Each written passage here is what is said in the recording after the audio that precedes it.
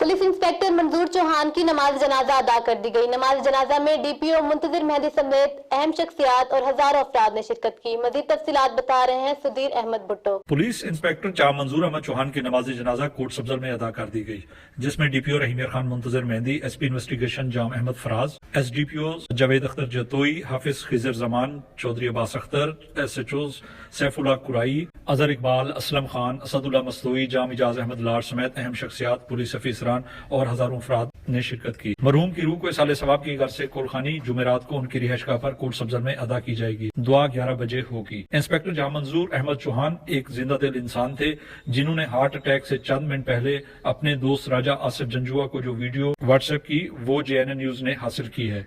आप भी सुनिए। तो बेफिक्र में बेसबर दिस गई कबर साया आखरी,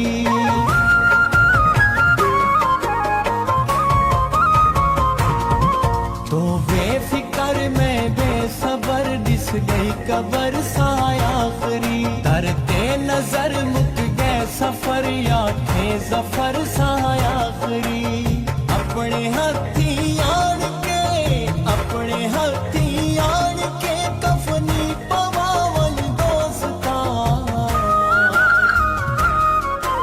सादा कोई इतबार नहीं मुंह दिखावन दोस्ता, मुंह दिखावन दोस्ता।